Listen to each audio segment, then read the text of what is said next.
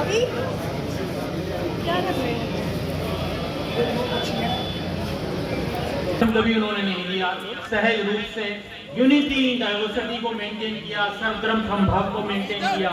ये दोनों सेक्युलरिज्म के आधार हैं और जिसके अलमबरदार हमारे गुलाम नबी आजाद साहब हैं। और इसी वैल्यू को सेलिब्रेट करने के लिए, मजबूती प्रदान करने के लिए आज के कार्यक्रम की शुरुआत हम सर्वधर्म प्रार्थना से कर रहे हैं, जिसकी बहुत ज्यादा जरूरत है आज के वक्त में। डाइवर्सिटी को प्रोटेक्ट करने की बहुत जरूरत है आज के वक्त में, यूनिटी को प्रोटेक्ट करने की बहुत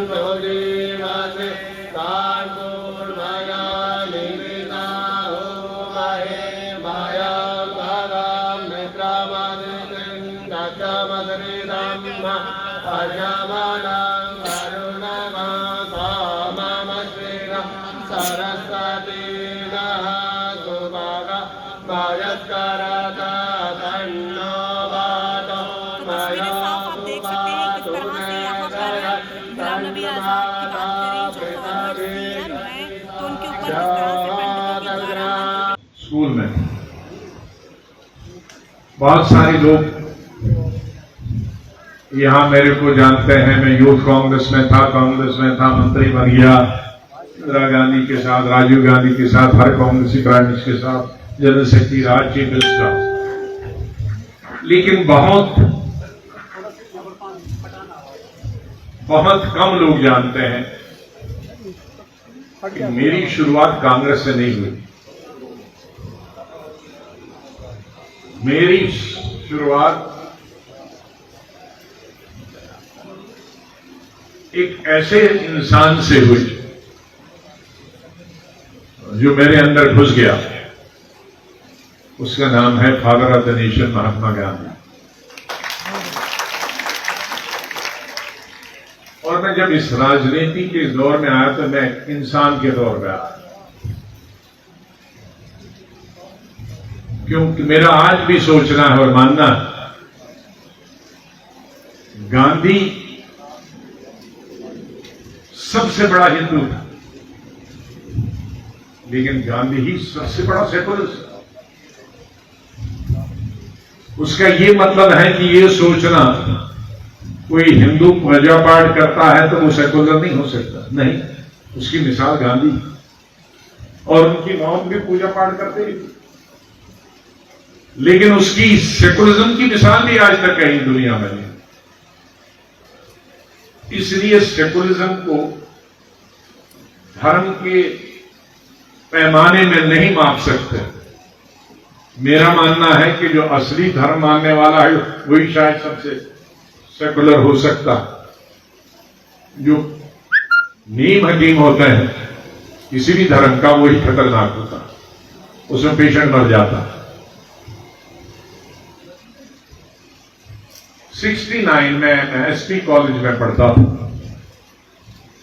मैं 6 महीने, मेरे ताया जी, वे जी जानते हो शायद, बहुत सारे सीनियर प्रोफेसर गुलाम रसूल आजाद, जिनकी वजह से मेरा आजाद में उन्हीं के साथ रहता था, ताया जी के साथ ही पढ़ता था जहां जहां उनकी ट्रांसफर होती।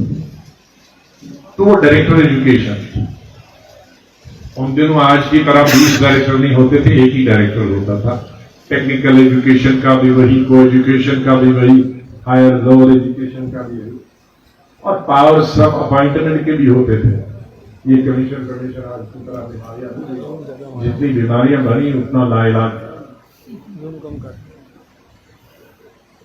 दरबार गांव होता था तो सर्दियों में यहां पढ़ता था मैं साइंस कॉलेज जम्मू में, और गर्मियों में एसपी कॉलेज।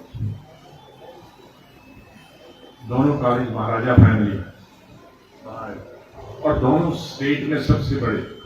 आज 2 किस्म की उम्र है,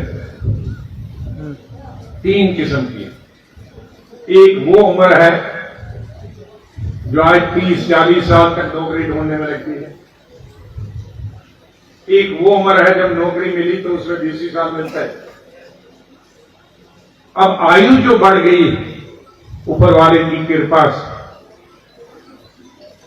डॉक्टर ज्यादा इलाज करते हैं, दवाइयां हैं, तो अब तीसरी उम्र बढ़ गई 60 से लेकर और 90 तक। 80-85 तो आम है।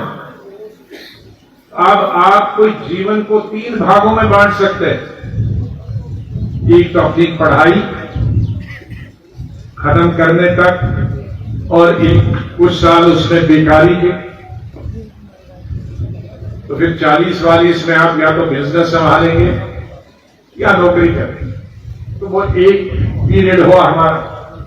मैं एडोलेसेंस वाला भी उसी में जोड़ता हूं, बचपन वाला। और फिर हुआ नौकरी या बिजनेस वाला, और फिर रिटायरमेंट वाला। तो रिटायरमेंट वाली जिंदगी एक्टिव 30 साल है अभी, और कई कई लोगों के लिए 30 साल है। बादल साहब को वाहिगुरु उम्र दे दे, 95 साल की उम्र में उन्होंने परसों इलेक्शन लड़ा, जो कि लड़ना नहीं चाहे। मैं उनका बहुत आदर करता हूं और बहुत उनसे इस उम्र में भी अनेक सुरेख मेरा मोबाइल पे रहता है। मैं उन्हें बिल्कुल एडवाइज नहीं करता, लेकिन हिम्मत देखिए, एक्टिव पॉलिटिक्स की 95 में इलेक्शन लड़ा। तो उसका मतलब है कि उनकी 60 साल से भी ज्यादा वो रिटायरमेंट की एज में ज्यादा एक्टिव है। 90 और 95 साल में हमारे वकील थे, हमारे बॉम्बे के, डेथ हुई अभी, जेठ मिलाने वाले, सबसे फायरिंग स्पीच 92-93 साल की उम्र। इससे एक्टिव पार्लियामेंट में और क्या हो सकता। तो इस उम्र का हम जो साइकोलॉजिकल हमारा रिटायरमेंट होने के बाद असर पड़ता है, क्या हम रिटायर हुए, तो ये जब दिमाग में आता है रिटायर, तो वाकई आदमी फिजिकली रिटायर हो जाता है, मेंटली रिटायर हो जाता है। तो ऊपर और नीचे में आपसे, क्योंकि ये क्रीम है, हमारे बहुत सारे किसान हैं, नौजवान हैं, पार्टीज के लोग हैं, वो एक स्ट्रीम में रहे। आप मल्टी स्ट्रीम, आपको हर किस्म के आदमी से, चाहे आप प्रोफेसर थे, डॉक्टर थे, वकील हैं, आप चोर का भी केस करते हो, कत्ल जिसने किया है उसका भी, और जिसको बचाना है उसका भी, इधर का इधर, इधर का, तो उसकी मानसिकता भी मालूम है, असली वाले की भी और नकली वाले की।